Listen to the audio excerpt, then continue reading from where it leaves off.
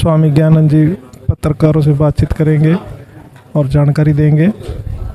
KBN 365 news network को subscribe करें, share करें और लाइक करें।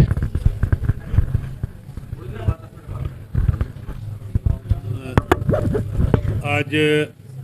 करनाल श्री कृष्ण कृपा सेवा धाम का वार्षिक दिवस है और इसी उपलक्ष्य में आज यहाँ कुछ सत्संग और भजन और गीता पाठ का कार्यक्रम रखा गया और इसमें विशेष जो आह्वान हमारा रहता है सबके लिए वो यही रहता है कि भगवत गीता से सब जुड़ें, क्योंकि गीता बिना किसी भेदभाव के मानव मात्र की एक खुली प्रेरणा है, उदार प्रेरणा है। आज के समय में जिस ढंग से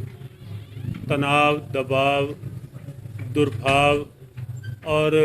कहीं ना कहीं भटकाव, अलगाव, बिखराव का सा वातावरण बन रहा है और कुछ कोविड के कारण से भी बहुत सी चुनौतियां देश को और पूरे विश्व को जो झेलनी पड़ रही हैं, उसके चलते भगवत गीता एक हर प्रकार का समाधान है। मानसिक स्थिति को दृढ़ करने के लिए, आशंका मुक्त करने के लिए मन को, भय मुक्त करने के लिए मन को, मन की इम्यूनिटी बढ़ाने के लिए, आपस के सद्भाव बढ़ाने के लिए और वातावरण में भी कहीं ना कहीं जो विकृतियां आती हैं उन विकृतियों को भी दूर करने के लिए भगवत गीता एक अचूक मूल मंत्र है, एक लॉजिकल, एक तर्कसंगत मूल मंत्र है। इसीलिए जो जियो गीता का एक आह्वान है कि जियो गीता के संग सीखो जीने का ढंग, तो हमें लगता है कि आज भगवत गीता केवल एक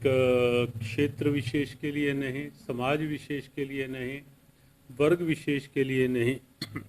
समूची मानवता के लिए वर्तमान की आवश्यकता है। और आज के इस वार्षिक उत्सव जो करनाल का है,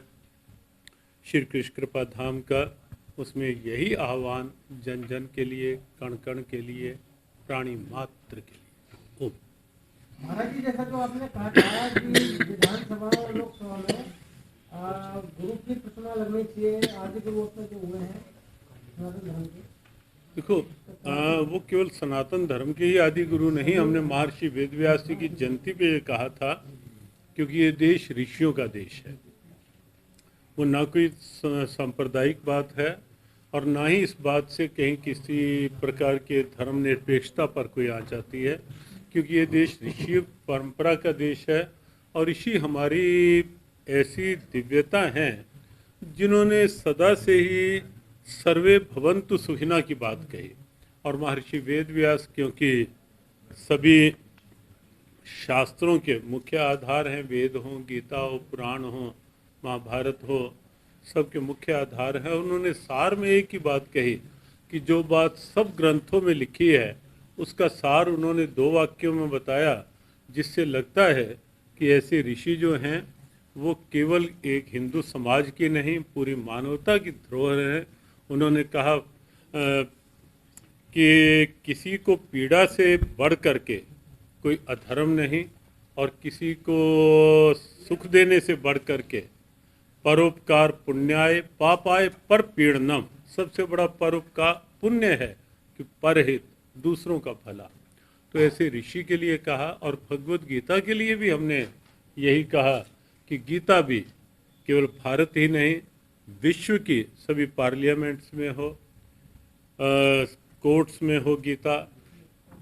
विधानसभाओं में गीता हो, और इंग्लैंड में और मॉरिशस में 2 वर्ष, एक ही वर्ष में जा कर के वहाँ इंग्लैंड की पार्लियामेंट में भी गीता विराजित हुई, मॉरिशस की पार्लियामेंट में भी भगवत गीता विराजित हुई। कोविड ना होता तो पिछले वर्ष ऑस्ट्रेलिया में भी पूरी तैयारी हो चुकी थी वहाँ की पार्लियामेंट के लिए, कनाडा के लिए भी तैयारी हो चुकी थी। और अब ये कोविड का दौर हटे तो फिर से एक प्रयास रहेगा कि विश्व के सभी देशों तक बच्चों के पाठ्यक्रम में भी सम्मिलित किया जा सके। निश्चित, ये तो बेसिक है। अगर पाठ्यक्रम में गीता नहीं होगी तो आज हम देखते हैं कि बचपन संस्कार विहीन हो रहा है। यौवन कहीं ना कहीं उच्छृंखलता की ओर जा रहा है, नशों की ओर बढ़ रहा है। कहीं ना कहीं आप देखें परिवारों में सद्भावनाओं के स्थान पर दुर्भावनाएं बढ़ती जा रही हैं,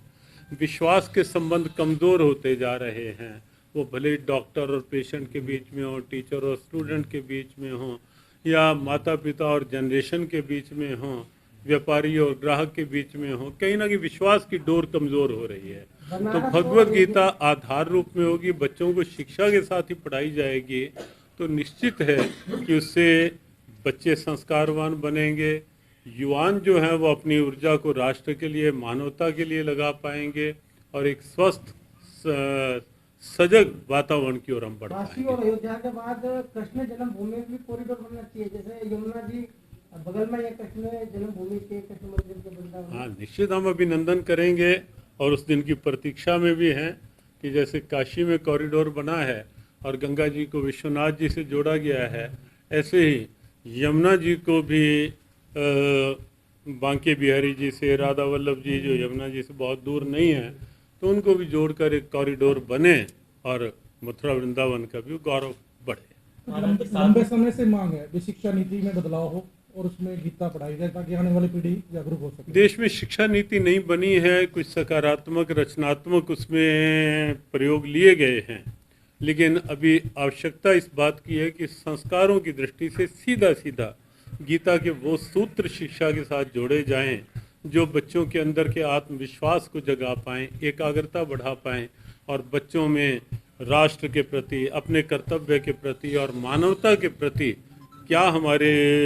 दायित्व हैं उसके लिए सजग कर पाएं। इस संदर्भ में आपकी ओर से सरकार से कोई वार्ता की जाएगी? हाँ, निश्चित रूप से हमारे जीव गीता की ओर से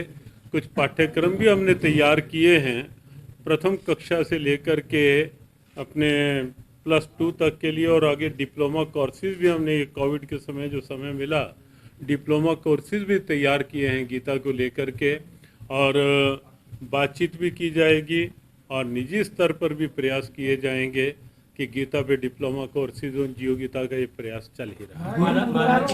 क्या संदेश देंगे पत्रकारों को जो आज पत्रकारिता मतलब प्रभाव से मुक्त नहीं है, जो आधुनिकता के प्रभाव से, तो पत्रकारों को भी आप ये पत्रकार सब खड़े हैं, तो पत्रकारों को संदेश तो हमें लगता है कि हमें करनाल के पत्रकारों को देख के तो अच्छा लगता है कि एक रचनात्मक और सकारात्मक सोच के साथ आगे बढ़ते हैं जब भी हमने देखा है। लेकिन पूरी तरह से पत्रकारिता की एक ही आवश्यकता है कि सोच सकारात्मक हो, सोच रचनात्मक हो, सोच निर्माण की, एक नए निर्माण की सोच हो, राष्ट्र निर्माण, चरित्र निर्माण, मानवीय मूल्यों के निर्माण की एक सोच के साथ जब पत्रकारिता आगे बढ़ेगी तो निश्चित है कि एक बहुत बड़ा संदेश विश्व को जाएगा भारत की ओर। महाराज जी, साधु संत की अगर बात की जाए तो सांसारिक मोह माया को त्याग कर साधु संत मानवता की भलाई के लिए काम करते, लेकिन आज की अगर साधु संतों की अगर बात की जाए वो लग्जरी जिंदगी, मतलब ऐसा है, देखो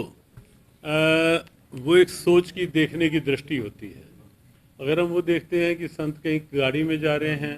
तो वर्तमान की समय की एक आवश्यकता है कि अगर मान लो प्रचार को बढ़ाना है आगे तो गाड़ी में भी जाना पड़ेगा, अगर देश के बाहर कहीं प्रचार को और आगे ले जाना है तो विमान में भी जाना पड़ेगा। तो उसको आप लग्जरी में लें या कोई उसको इस रूप में लें कि वो एक विस्तार हो रहा है। हाँ, ये निश्चित है कि हम कहेंगे कि अंदर की सोच जो है वो एक संत को भी उसी तरह देखनी है जैसे संत दूसरों को, नागरिकों को कहते हैं कि हमारी भी अंदर की सोच जो है वो सोच केवल लग्जरियस लाइफ की नहीं हो, वो सोच केवल सुविधाओं के उपयोग की हो, लेकिन लक्ष्य हमारा जो हो, लक्ष्य अपनी राष्ट्रीयता का हो, भारतीयता का हो और भारतीय मूल्यों को एक वैश्विक प्रेरणा बनाने का हो।